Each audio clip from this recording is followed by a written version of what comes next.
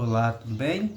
Espero que você esteja na presença do Senhor e que Ele esteja sempre te abençoando, fortalecendo a sua fé e te dando também sabedoria nessa vida de pecado, nesse mundo traiçoeiro, né? E por falar em traiçoeiro, a lição de hoje vem trazendo aqui uma artimanha que os gibeonitas, os moradores ali de Gibeão, fizeram para não serem destruídos, né? Aqui no capítulo 9 do livro de Josué, fala a respeito dos gibeonitas.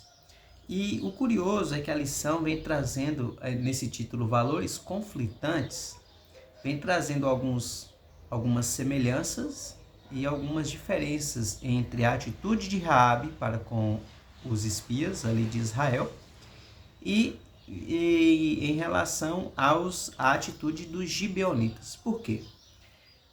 Quando os espias chegaram a Raabe os escondeu, mentiu para os soldados e protegeu ali os espias, certo? Quando o povo de Israel invade a terra, os gibeonitas, vendo que o Senhor, né, Deus, vendo que o Senhor já havia derrotado algumas nações próximas ali, eles tiveram uma ideia bem mirabolante ali, né? Que eles vestiram roupas velhas, providenciaram pães velhos, sandálias velhas, para dizer que eles não eram dali de perto, daquela região, e que eles estavam vindo de muito longe, ou seja, eles também mentiram, né? Então, quando eles encontram com os israelitas, com Josué e tal, eles dizem assim: olha, nós ficamos sabendo que o Deus de vocês fez com as nações, né, com o rei de Og, lá em Astarote, o rei também que estava em Astarote, falar até o nome do outro rei aqui, e nós viemos de longe para poder fazer aliança com vocês, né? Nós somos embaixadores de uma terra distante. O povo de Israel não consulta o Senhor e faz aliança com eles ali. Depois de 3 dias, eles descobrem que o povo de Israel descobre que esses homens, na verdade, eram moradores da terra, e o que eles fizeram foi uma artimanha para que eles não fossem destruídos por meio do juramento que o povo de Israel havia feito com eles, né? Eu achei até interessante porque, tendo em vista que eles mentiram para que fosse feita a aliança, talvez o juramento do povo de Israel não deveria ser aceito, né? Tendo em vista que o acordo foi mediante uma mentira. Então a lição vem trazendo esse paralelo na história de Raabe e na história dos gibeonitas. E o paralelo que vem trazendo as semelhanças tem a ver com a mentira, tem a ver com os dois usaram de subterfúgios não verdadeiros, né, para se proteger, e também os dois reconheceram, tanto Raabe quanto esses homens que se fizeram de embaixadores de terra estranha, eles reconheceram que o Deus de Israel era o Deus que estava guiando aquele povo, que estava conduzindo e vencendo as batalhas. A diferença, portanto, é que Raabe reconheceu o Deus e disse abertamente que iria servir a esse Deus. Não, eu quero servir o Deus de vocês, eu quero estar no meio de vocês, eu quero ser povo seus.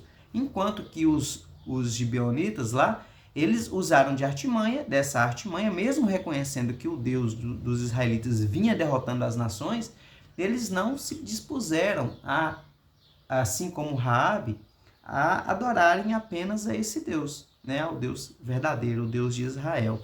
Então são essas aí as semelhanças e as diferenças que a lição vem trazendo para a gente aqui em relação aos dois eventos. E a lição ainda comenta assim: o discurso dos gibeonitas é surpreendentemente semelhante ao de Raabe. Ambos reconheceram o poder de Deus de Israel, admitindo que o sucesso de Israel não era simplesmente um feito humano. Em contraste com outros cananeus, eles não se rebelaram contra o plano de Yahvé, de conceder a terra aos israelitas, afirmando que o próprio Senhor estava expulsando aquelas nações diante de Israel.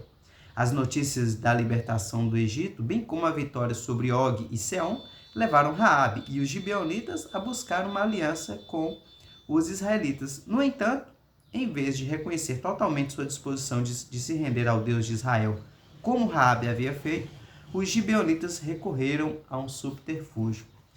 Então, como eu disse, no meu ponto de vista, aquela aliança não deveria valer, tendo em vista que os pontos da aliança, os pontos ali colocados pelos gibeonitas para que a aliança fosse feita, eram mentira, né? Eles usaram desse subterfúgio, e eu acho interessante que mesmo assim, mesmo apesar da mentira deles, de toda a artimanha que eles fizeram ali, eles disseram assim, olha, quando nós viemos, eles pegaram os pães velhos e bolorentos, né? E falaram assim, olha, quando a gente saiu lá da terra nossa, esses pães tinham acabado de sair do forno, eram quentinhos.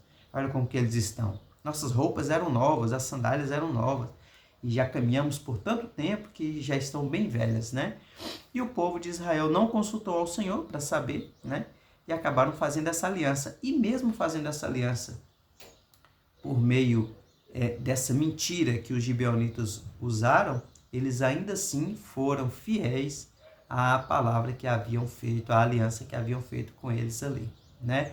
Muito interessante, assim também, nós fazemos votos ao Senhor, fazemos promessas a Ele, alianças, e muitas vezes a gente quebra a aliança, né? E essa parte aqui vem trazendo para a gente, é importante de cumprir aquilo que a gente fala com Deus, ou pelo menos de tentar ser fiel a Deus nas nossas alianças. Então, a lição muito importante para nós hoje, e vem trazendo também essas semelhanças e essas diferenças entre a história dos gibeonitas e a história de Raabe. Espero que você tenha apreciado e também aprendido essas diferenças aqui, né? Quando a lição me pergunta assim, quais são as semelhanças e as diferenças, que eu fui ler na Bíblia, eu só percebi a semelhança, a semelhança da questão da mentira, né? Eu percebi aqui que os dois usaram de mentira, mas e as diferenças? E aí, então, a lição veio trazendo para mim esses detalhes, tanto da semelhança de ambos reconhecerem a soberania de Deus, quanto das diferenças de Raabe se render totalmente ao Deus de Israel, enquanto que os gibeonitas não. Se os gibeonitas se tivessem se rendido também e dito que iriam fazer a vontade do Senhor, quem sabe também a aliança não seria feita, né? Se eles se dispusessem a adorar apenas ao Deus de Israel. A gente não sabe, né? Mas creio que talvez eles também seriam poupados. Mas enfim, não foi assim que aconteceu. Então é isso, vamos orar? Santo e bondoso Deus, obrigado, Senhor, por mais um dia, por mais um estudo da Tua Santa Palavra, por mais ensinamentos que o Senhor nos concede a cada dia. E te pedimos, Senhor, que o Senhor continue nos motivando, continue fortalecendo a nossa fé em Ti, nos ajudando também a cumprir com os votos que fazemos sempre ao Senhor. Perdoa os nossos pecados e conduza-nos segundo a Tua vontade. Oramos em nome de Jesus. Amém. Então é isso, fique com Deus, tenha um dia proveitoso, um dia abençoado na presença do Senhor. Eu oro e desde já agradeço também em nome de Jesus.